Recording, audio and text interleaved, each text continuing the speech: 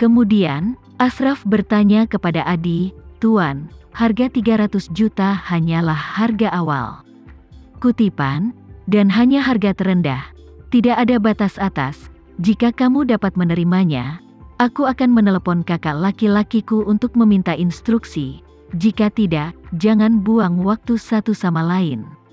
Adi mengangguk ringan, dan dengan sikap mengundang, dia berkata, 300 juta, aku bisa menerimanya. Ashraf kaget dan tidak bisa berkata-kata, tetapi dia masih berkata kepada Adi dengan sangat hati-hati, "Pak, kembalikan cincin itu kepadaku dulu, dan aku akan menelepon kakak laki-lakiku." Adi hanya bisa mengembalikan jarinya dengan enggan. Ashraf mengambil kembali jarinya, berjalan sedikit lebih jauh, dan memastikan Adi tidak dapat mendengarnya, jadi dia mengeluarkan ponselnya dan menelepon Alvin. Begitu panggilan dilakukan, Ashraf segera merendahkan suaranya dan berkata, "Kak Alvin, seseorang ingin membeli jimat jari yang kamu berikan padaku." Alvin bertanya, "Berapa banyak yang kamu tanyakan padanya?" Ashraf merendahkan suaranya dan berkata dengan suara rendah, "Tawaran minimum untuknya adalah 300 juta, dan dia bilang dia bisa menerimanya." Alvin mendengus dan berkata, "Jika dia bisa menerimanya, biarkan dia datang ke Antique Street untuk berbicara langsung denganku." "Oke." Ashraf langsung setuju, dan kemudian bertanya lagi, "Kak Alvin, aku telah menghabiskan banyak waktu berbicara dengan orang tua ini. Jika kesepakatannya benar-benar 300 juta, kau harus memberiku kredit untuk itu." "Jangan khawatir," Alvin berkata tanpa ragu, "berapapun uang yang terjual, aku akan memberimu 10% dari hadiahnya." "Benarkah?" Hati Ashraf yang bersemangat hampir melompat keluar. 1/10 dari 300 juta, ini 30 juta. Dia sangat merasa senang saat memikirkannya. Alvin berkata sambil tersenyum saat ini, "Kapan aku berbohong padamu? Jika kau masih bisa memperkenalkan pelanggan besar dan menjual barang lain dariku, maka aku akan memberimu lebih banyak lagi." Ashraf sangat gembira di dalam hatinya, dan dengan cepat berkata, "Oke Alvin saudaraku, dengan kata-katamu, aku pasti akan membodohi mereka. Oh tidak, aku akan memperkenalkan mereka dengan baik." Alvin mengingatkan, "Jangan mengtuani membicarakan pelanggan, perhatikan bandara, pelanggan besar dari Hong Kong bisa datang kapan saja, dan itulah penghasil uang yang sangat besar." "Jangan khawatir, Kak," Ashraf berkata dengan semangat, "aku pasti tidak akan kehilangan rantainya." Setelah menutup telepon, Ashraf berjalan kembali dengan bersemangat, tetapi dia tidak tahu bahwa Adi mendengarkan semua percakapan ini. Dari percakapan antara dia dan Alvin, Adi tidak mendengar adanya kekurangan. Sebaliknya, dia memperkuat penilaiannya sebelumnya, dan juga sangat yakin bahwa kakak laki-laki Alvin yang dibicarakan pasti memiliki hal-hal baik lainnya di tangannya, mungkin ada senjata ajaib lainnya. Memikirkan hal ini, dia juga sangat bersemangat. Baginya, bisa mendapatkan senjata sakti sama pentingnya dengan seorang seniman bela diri yang tiba-tiba mendapatkan metode mental yang lengkap atau seorang pemain sepak bola yang memenangkan Piala Dunia sekali. Ini hampir merupakan karir. Itu adalah salah satu harapan tertinggi dalam hidupnya dan kali ini, dia mungkin bisa mendapatkan lebih dari satu. Keberuntungan ini meledak begitu saja. Saat ini, Ashraf kembali ke Adi, tersenyum misterius, dan bertanya, "Pak Tua, apakah kamu ingin melihat kakak laki-lakiku?" Adi menangkupkan tangannya dan berkata, "Itulah yang kuinginkan. Kakak tertuaku belum pernah bertemu orang asing. Aku hanya mengatakan bahwa aku akan memperkenalkanmu untuk bertemu dengannya, dan dia memarahiku, mengira aku berani berbicara dengan siapapun." Adi memandang Ashraf, matanya seperti elang dengan jejak kemarahan dan niat membunuh yang berkilat di matanya yang tajam. Dia sudah mendengar semua percakapan di antara mereka berdua dan tahu bahwa Ashraf sengaja mempermainkannya dan ingin mendapatkan keuntungan darinya. Dia telah hidup selama bertahun-tahun dan sudah lama sekali tidak ada yang berani memainkan tipuan seperti itu di depannya. Namun, Adi juga tahu bahwa, seperti kata pepatah, ketidakpedulian kecil dapat menyebabkan konspirasi besar. Meskipun dia kesal di dalam hatinya, dia tidak boleh memalingkan wajahnya ke arah Ashraf karena hal ini. Bukankah alasan Ashraf sangat gelisah karena dia menginginkan uang? Baginya, ini bukan apa-apa.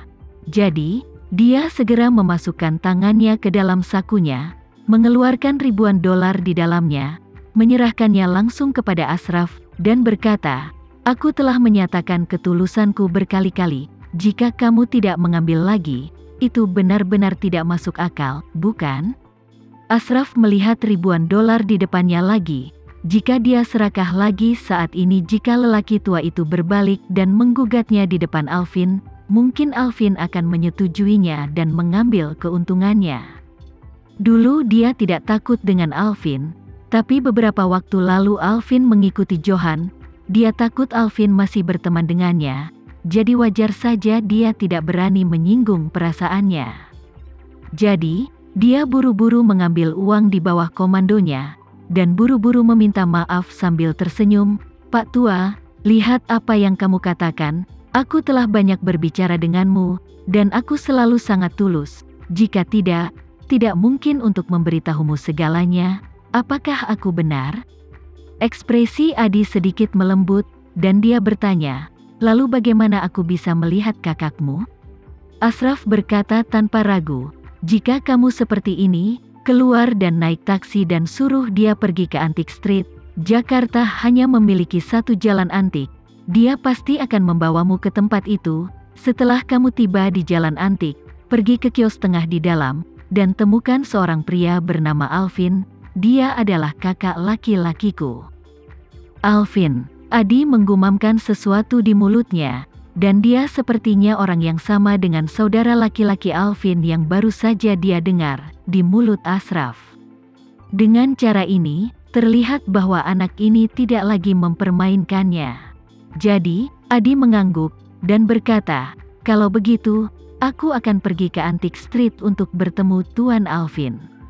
Aku sedang menunggu pengusaha Hong Kong di sini, jadi aku tidak bisa pergi denganmu.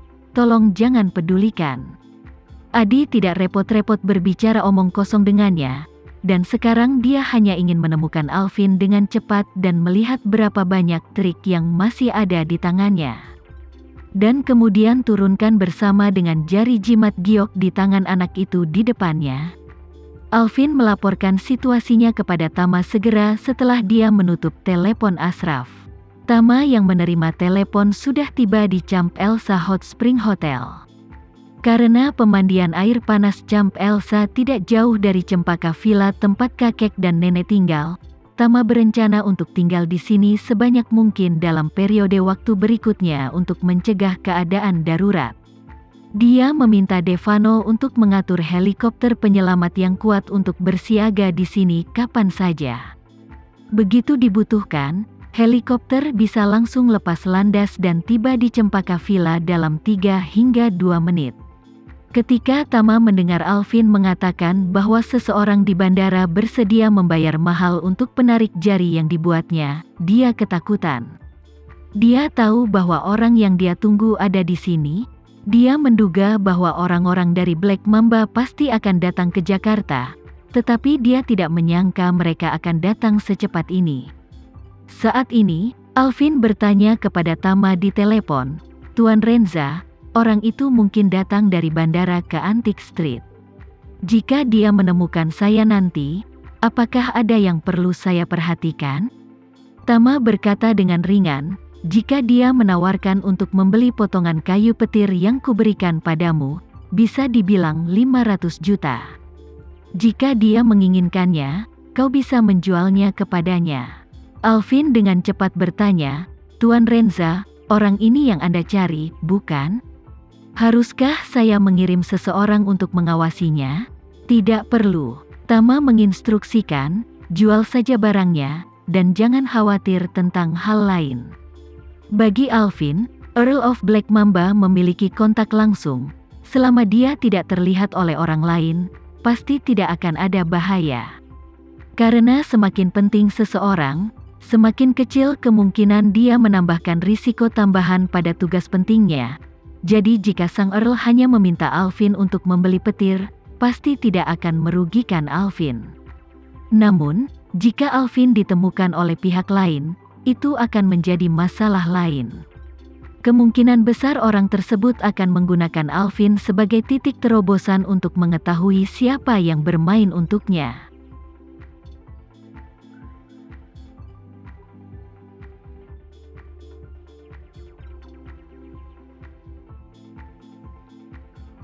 Sekian dulu ya video kali ini, kita lanjutkan lagi videonya di lain waktu. Oh iya, bagaimana menurut kalian? Semoga bisa sedikit menghibur kalian semua. Untuk teman-teman yang baru nonton, jangan lupa subscribe ya, hehehe. Dan kalau teman-teman ada yang ingin gabung langganan, bisa langsung gabung saja untuk dapat fitur yang menarik dan sedikit membantu Mimin. Terima kasih banyak sudah menonton, sampai jumpa lagi, bye.